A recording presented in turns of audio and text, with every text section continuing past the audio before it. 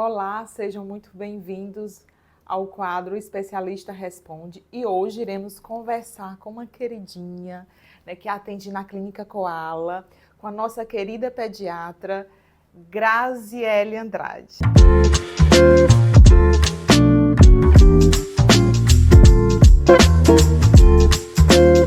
Tudo bem, querida? Seja muito bem-vinda. Que honra ter você aqui conosco. Tudo bem, Duduca. Obrigada pelo convite, agradeço demais. Adoro conversar e já me coloco à disposição para novos quadros. Que delícia, nós que agradecemos, né? Então, vamos falar hoje sobre um assunto que mexeu muito comigo e mexe com muitas mães.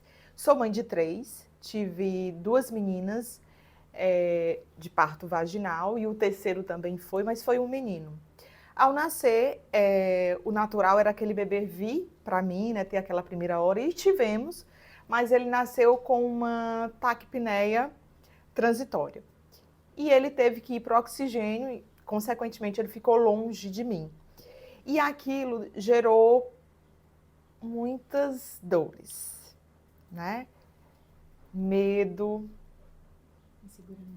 E mexeu comigo. Porque eu sabia que ia ter. Eu não queria falar. Não por isso, mas porque eu sabia da conduta da maternidade. E eu sabia que ia interferir em muitas coisas. Eu vou chorar. Então eu queria que você falasse um pouco sobre isso. Respira.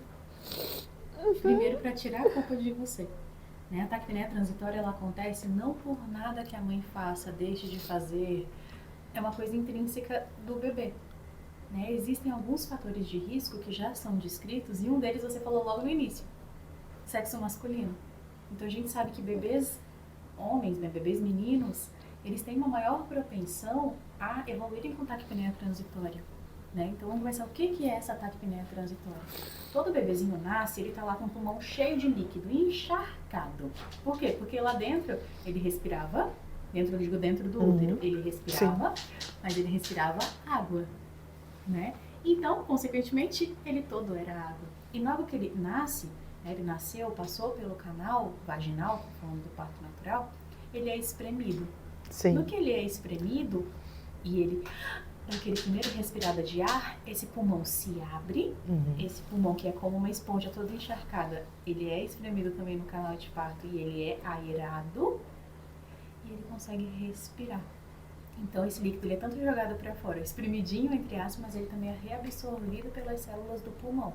Quando tem alguma falha nessa reabsorção, ou as células não trabalharam de alguma maneira efetiva, quando isso não acontece, e alguns fatores de risco para que não aconteça essa reabsorção de líquidos de maneira adequada são sexo masculino, trabalho de parto, não a entrada em trabalho de parto, cesárea eletiva, né, consequentemente uma não entrada em trabalho de parto, mãe com diabetes gestacional, com asma, né, esses são alguns fatores de risco para que isso aconteça, né, essa falha nessa reabsorção do líquido.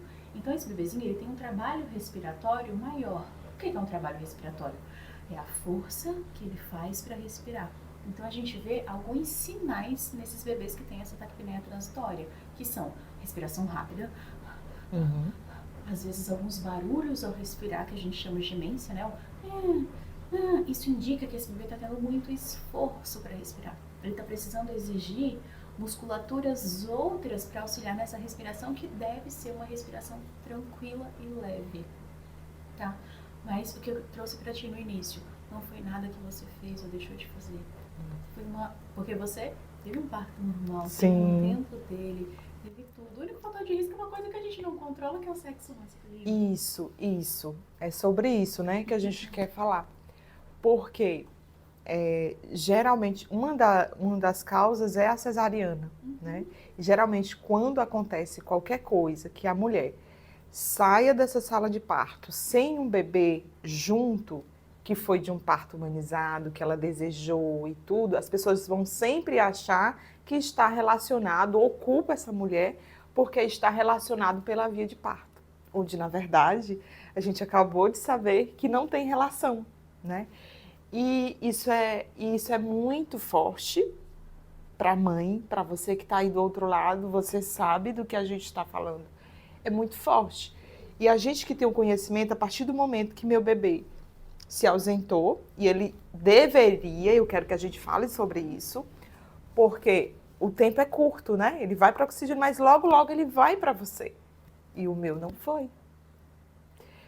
O meu não foi, então ele passou um tempo maior e eu sabia que aquele tempo que era fundamental ele estar comigo ia interferir. Iria interferir em glicemia e um monte de coisa, de fato. Porque normalmente o que a gente espera? O bebê nasce, o bebê deve estar no colo da mãe, né? É o que a gente espera e deseja e é o que o bebê precisa. Instintivamente ele já vem programado para nasce, vem para minha mãe, escalo a minha mãe, caço o peito, abocanho, mamo, tudo isso na primeira hora de vida e depois relaxa tudo. E dorme por 5, 6, 8 horas, né? E o que vai sustentar ele nas 8 horas? É uma gordura muito importante que ele tem, que chama gordura marrom, tá? Que é uma gordura que vai conseguir manter essa glicemia dele estável, junto com o colostro que ele mamou nessa primeira hora. Então, se ele não mama, se ele não tem esse pele a pele, existe um risco muito maior de hipoglicemia, né? Se ele não mama nessa primeira hora, existe um risco maior também de um desmame precoce, uma dificuldade de amamentação inicial, tá? Vocês tiveram a primeira hora de vocês? Sim. Isso. E falando um pouco mais também, doutora Grazi, porque a gente sabe que o cortisol ele é importante, né? Tem uma liberação, mas que o parto por si só, ele já tem uma liberação maior pelo trabalho de parto. Então, se esse bebê, nesse primeiro momento, o meu foi para o oxigênio, mas aí ele ficou muito tempo. Então, essa separação, onde o bebê ele não consegue entender por que eu não estou com a minha mãe, por que eu não estou na minha casa, vai aumentar, elevar mais ainda os riscos de o aumento do cortisol, consequentemente tendo consequência nessa questão da glicemia, né? Então, meu bebê ficou mais de, eu acho que 5 horas longe. Normalmente, o tratamento como ele tem uma dificuldade dessa absorção e tem um aumento do trabalho respiratório, a gente precisa ajudar esse bebê a respirar e manter sua oxigenação adequada, seu oxigênio no sangue adequado. Então, a gente oferece oxigênio e para a gente oferecer esse oxigênio, a gente tem N modos. Pode ser só um cateterzinho nasal, pode ser só aquele capacete, aquele halo que a gente chama. Sim. Pode ser o CPAP, que é aquele caninho que vem no nariz, né? Que se ele precisar de uma ajuda maior, pode precisar ser entubado. Sim. Né? Mas normalmente entubados são casos muito graves, é a exceção na apneia transitória. Mas normalmente, rápido. Quando a gente fala rápido, em tempos de UTI, de internação, normalmente é menos de 24 a 48 horas. Tá? Normalmente a gente consegue, às vezes, com um simples aquecimento e esperar esse bebê se regular, a gente já consegue liberar esse bebê com algumas horas, como foi seu caso. Então, assim, apesar de parecer muito tempo, pelas nossas ansiedades e expectativas, 5 horas é um tempo excelente. Bom. E também que tem a grande questão, a gente sabe que na primeira hora, nas primeiras horas de vida, a gente tem o imprinting, é o olho no olho, é o reconhecer, né? Mas a gente sabe que isso é muito importante no mundo animal, né? Quando eu falo de cachorro, de gato, de pato, isso é muito importante, tá? Por quê? Porque realmente vai ser o primeiro conexão que é o que vai gerar esse vínculo. O ser humano é maior do que isso, né? Então não é só esse primeiro vínculo e esse imprint que é o mais importante, mas sim todas as vivências juntas e relacionadas, tá? Então vai ser o depois, vai ser o colo, vai ser a amamentação, esse vínculo vai sendo criado no dia a dia. Então não se culpa porque na primeira hora teu bebê não estava contigo. Sim. Né? Então não se culpe se teu bebê precisou ficar na UTI, não é isso que vai distanciar vocês pro resto da vida, mas vocês vão construir isso tijolinho por tijolinho ao longo da vida de vocês, esse vínculo. Perfeito. E ela é linda, né? É isso. Então, que delícia, doutora Grazi. Né? Você realmente... E eu ainda estou no puerpério, né? Então eu choro. Quando que o puerpério acaba, né? Quando que o puerpério da mãe acaba? Porque eu também tenho 1 ano e 2 meses de parida, eu acho que o meu não acabou. Segundo a psicóloga perinatal Mila, ele vai até 2 anos, então até 2 anos ainda é muito intenso, né? Então a gente ainda está. E eu queria agradecer imensamente. Como é bom ouvi-la. E a missão... A gente chora, né? E assim, a gente sabe quando a vida vale a pena, quando a gente leva a paz para o outro. E você faz isso todos os dias, né? Podcast choro.